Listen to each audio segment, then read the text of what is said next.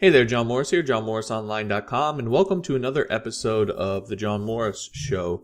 And in this episode, I'm going to be answering another one of your questions. And the question that I received from John over on Facebook. And the question was, do I need to sell my soul to the code? Which sounds kind of ominous, but the question goes a little bit further and says, is it true that you have to sell your soul to coding before being a successful coder? And so I'm going to dive in and answer that question. Before I do, I'd like to remind you that I am currently asking for your input. I'm in the process of creating a new course on the truth about making money on Elance and Odesk, and I've got about 38 episodes recorded. And I'm going through the process of editing them, and I'll be releasing that course over on Udemy.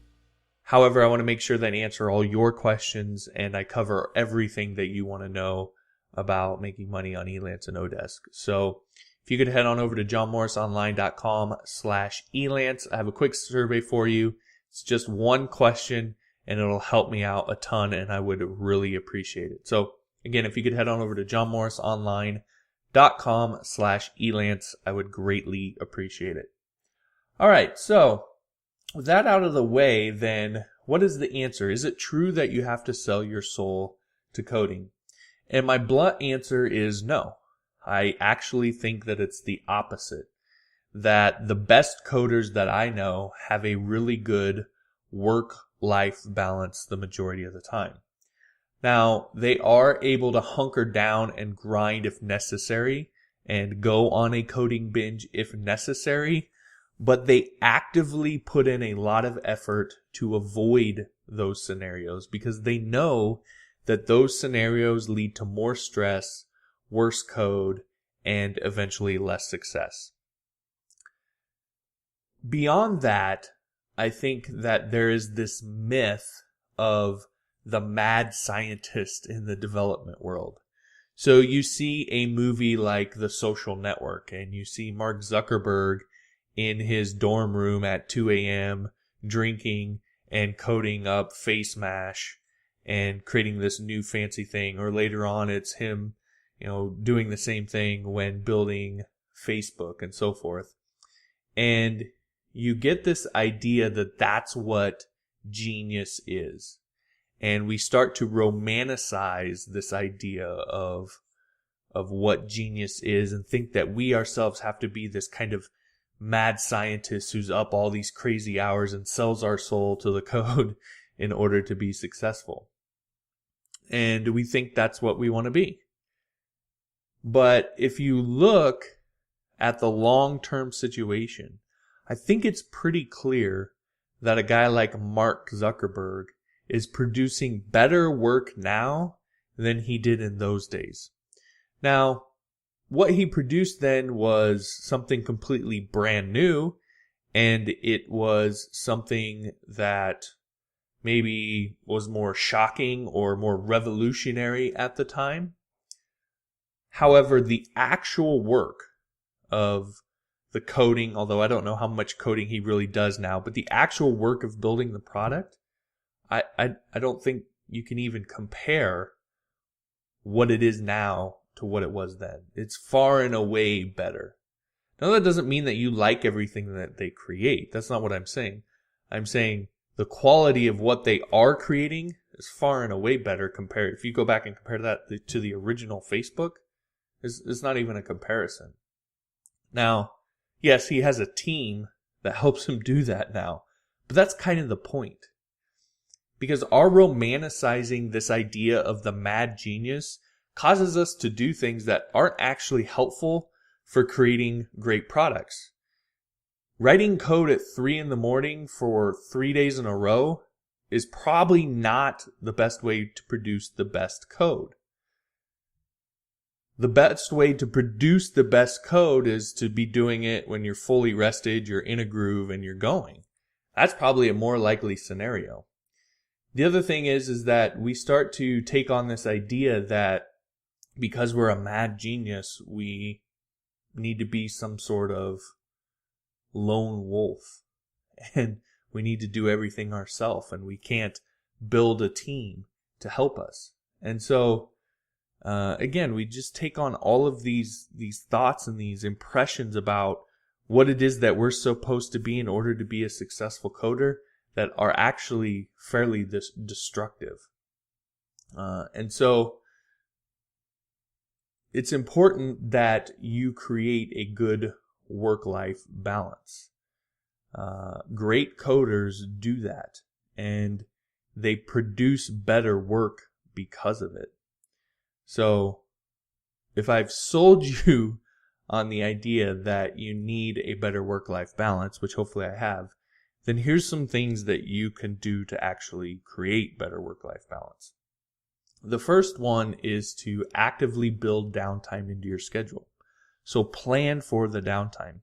Anybody who works with me knows that I'm fully capable of going on a 3-day code binge where I spend all of my work time and I work a lot of hours and producing something. I'm fully capable of doing that. But if I'm going to do that, there's going to be a day or two or more after that where I'm worthless, or I'm not going to do anything. And so they know that I've stated and made it clear that I have to build my downtime into my schedule so that I actively get it.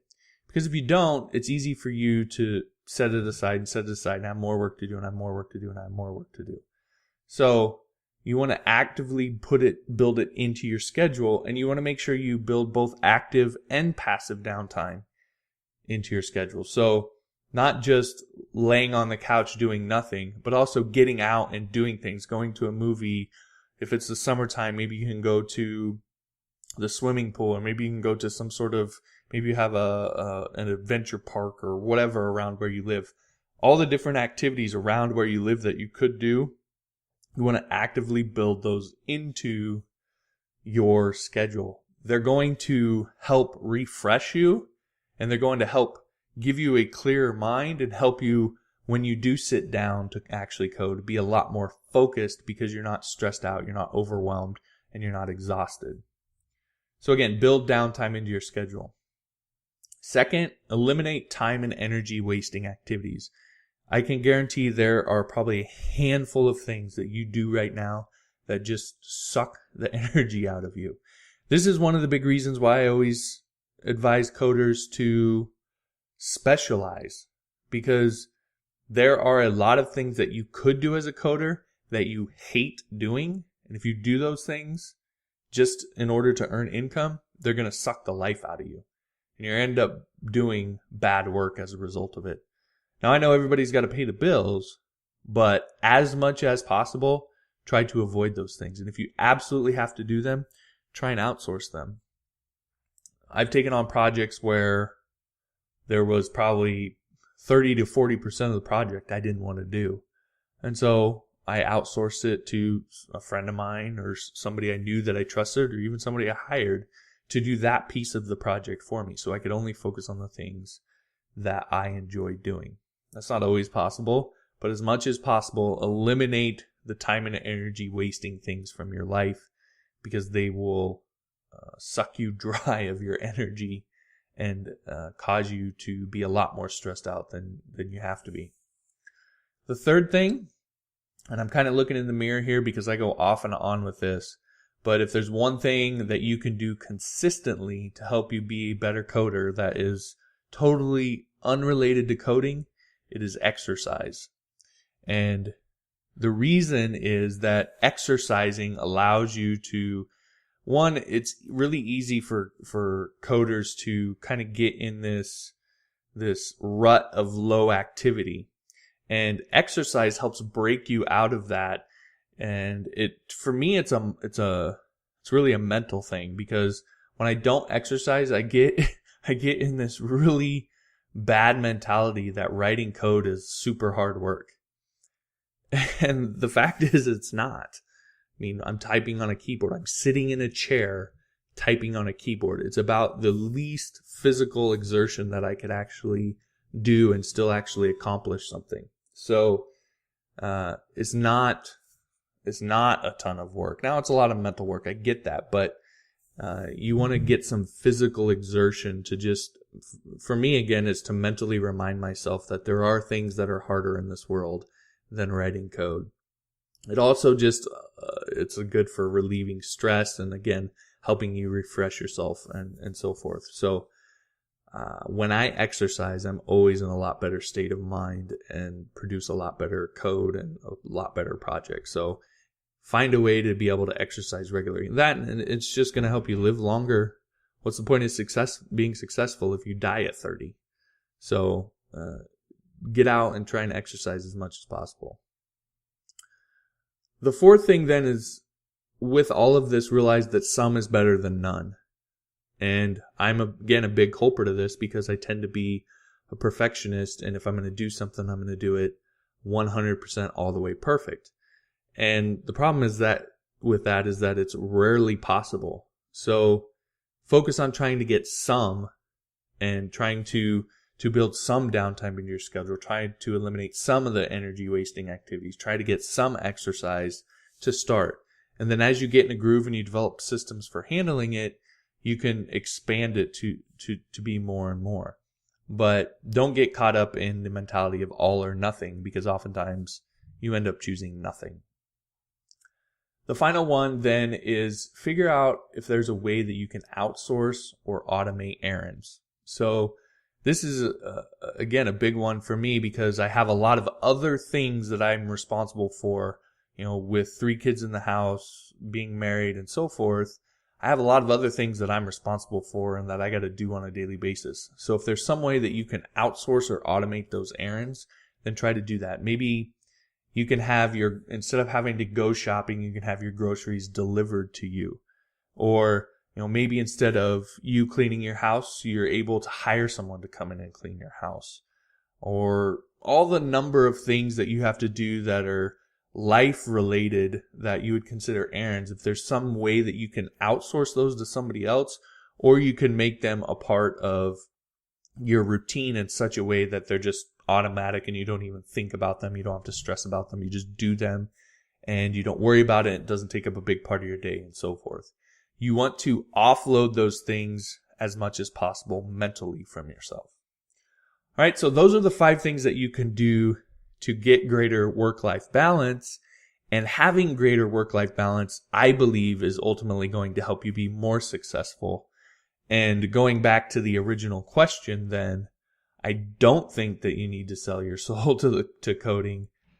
You might be able to make an argument for when you're learning right at first, when you're going through the learning phase, maybe putting in a little bit more time and effort during that particular phase. But when you get into where you're producing more than you're learning, which you eventually do as a coder, you eventually have a job and are creating things, and you spend more time creating stuff than you have time available to actually learn new things. When you get into that scenario, then you really want to get into creating a good work-life balance and not selling your soul to the code, because the code will drive you crazy. And the code, if you let it, will make you less successful and more stressed out. All right, so that's my take on that question. That'll do it for this episode of the show. Thanks for listening. If you haven't yet, then be sure to subscribe wherever you happen to be listening. The podcast is available on YouTube, on SoundCloud, on iTunes, and a number of other places. So be sure to subscribe so you get access to all of the latest lessons. And if you liked this lesson, or this episode, then be sure to like it wherever you happen to be listening to it, so I know that this is the kind of content that you're after. If you have a question, you can ask me your question over on johnmorrisonline.com/Quora. I'll take you to my Quora profile and you can invite me to answer your question over there. Or you can tweet me at JPMorris using the hashtag JMOIWantToKnow, and I'll try to get those questions on the show. Finally, if you haven't yet, head on over to johnmorrisonline.com and download my free 7 strategies to turn your code into cash cheat sheet. All right, everybody. Thanks for listening, and I'll talk to you next time.